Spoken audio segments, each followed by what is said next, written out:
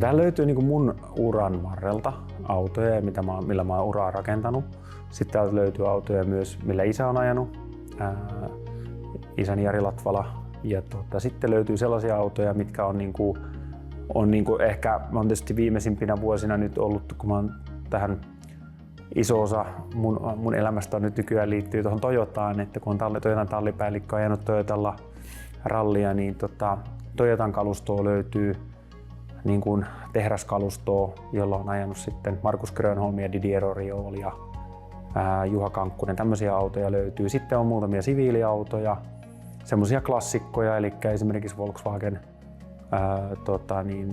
Golfie, tuo ykköskoppanen GTI, ja sitten löytyy, puhutaan noista Kleinbussista, niin semmoinen löytyy, ja Mitsubisin siviiliautoja. Et sillä on vähän yritetty kuitenkin hakea, että tietysti idea on se, että vaikka on niin sanottu Toyotan mies, niin että ne ei olisi pelkkiä Toyotia, vaan että on niinku vähän kaikkia autoja tietysti laidasta laitaan, mutta pääpaino mulla on tietysti tuossa Toyotissa, että mua kiinnostaa hirveästi se Toyotan kilpailuhistoria ja niin kuin rakentaa tavallaan semmoista, mä haluan rakentaa semmoisen Toyotan niin kuin kokoelman, missä olisi Toyotan kaikki nelivetoralliautot vuodesta 1988 lähtien, kun Toyota on ollut nelivetoautoilla ralli MM-sarjassa.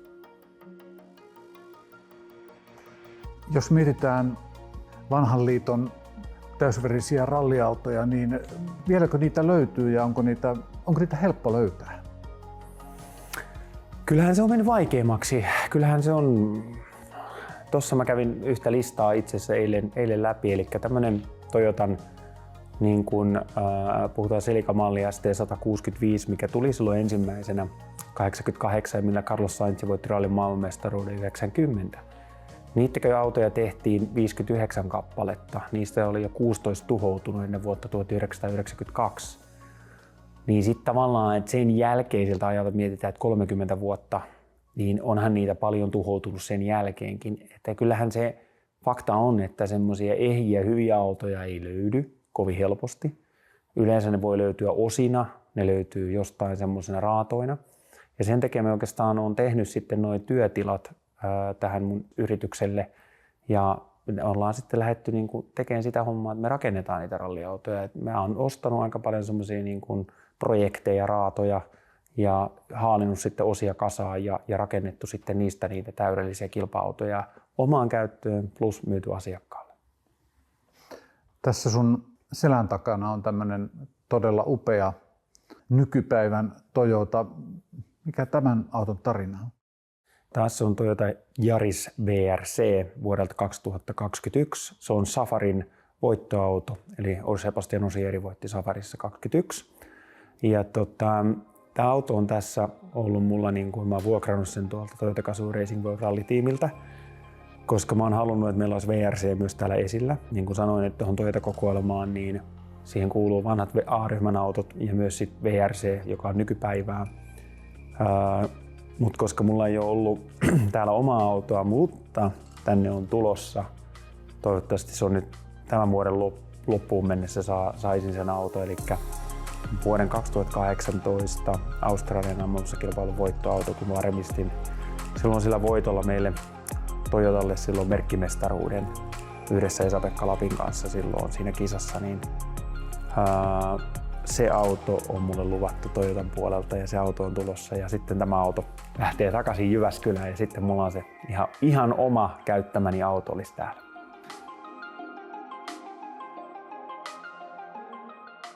Toyota Celica ST185. Markus Grönholm ajoi tällä autolla 92 Jyväskylän Suurajossa. Hänen ensimmäinen kerta tehdasautolla. Valitettavasti se päättyi EK5 vaherin jälkeen.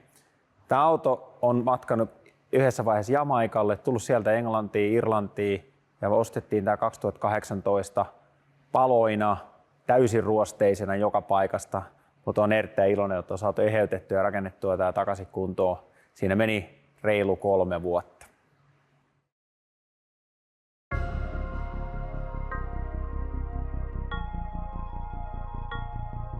Tässä on museoni yksi helmistä, Toyota Corolla VRC 99.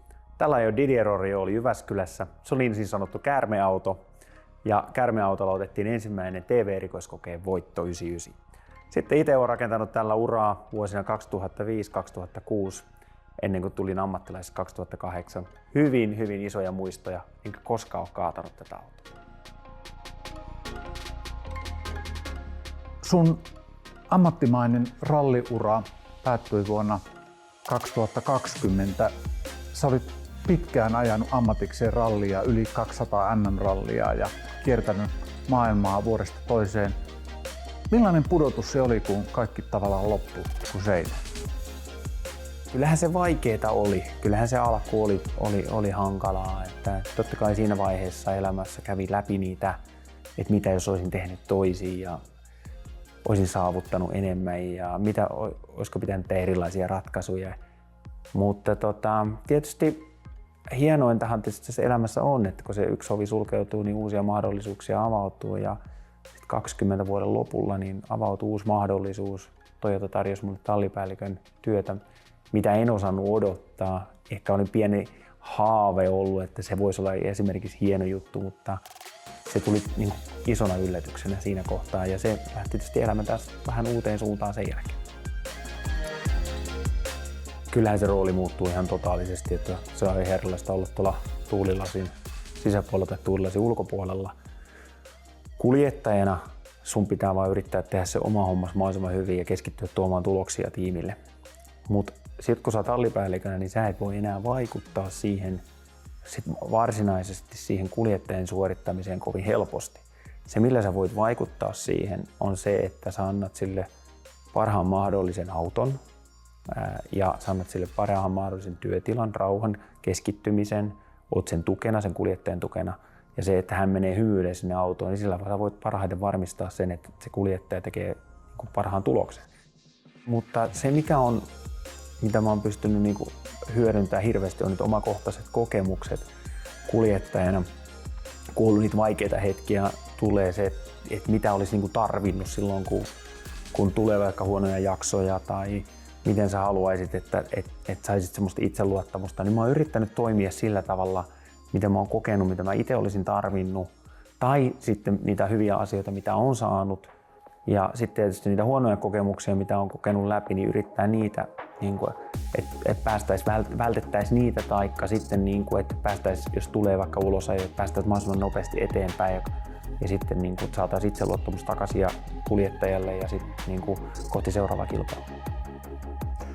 Sä toimit 3 vuotta nyt Toyota rallitiimin tiimipäällikkönä ja 2 edellistä vuotta on mennyt aika tavalla nappiin, valmistajan maailmanmestaruus, kuljettajan maailmanmestaruudet. Vieläkö tässä työssä on haaveita ja tavoitteita? Joo, ne oli tietysti itsellä, kun lähti tähän tallipäällikön rooliin, niin oli tavoitteet se, että voitettaisiin merkkimestaruus. Ja olisi hienoa, että voitettaisiin kuljettajamestaruus ja kartturimestaruus. Ja ne on tietysti saavutettu heti ensimmäisenä vuonna, tuli toisena vuonna. Kyllähän tietysti tavoite on se, että 3. vuonna peräkkäin. Mutta sitten ehkä, jos mietitään niitä tavoitteita ja haaveita, niin itsellähän tietysti ajaminen on aika tärkeä edelleen. Mä ajan edelleen kansallisella tasolla kilpailuja ja ajamista mä en pysty koskaan lopettamaan, koska se polte on niin suuri ja se on se adrenaliinin tunne, mitä mä saan siitä ja se on se, mistä mä elän ja näissä kilpailujen välillä, niin kun itse pystyy ajamaan MM-mien välillä, niin se antaa aina semmoista lisäenergiaa, koska kyllä se aina välillä tuntuu hankalalta katsoa, kun muut ajaa esimerkiksi Suomen MM-kilpailu tai Ruotsin MM-kilpailu, jotka on hienoja, missä haluaisi itse olla ajamassa, niin sitten tavallaan täytyy tyydyttää sitä tunnetta tuolta puolelta. Ja kyllä mä ehkä se itsellä on se, että tallipäällikön roolin ohella tietysti on ne saavutukset siellä, mutta sitten on haaveita. Ehkä mä haluan täyttää niitä sillä tavalla, että mä pystyisin ajamaan tiettyjä kilpailuja ja esimerkiksi tulevaisuudessa jossain vaiheessa haluaisin ajaa sen historikin EM-sarjan, mikä olisi semmoinen mieluinen juttu itselle.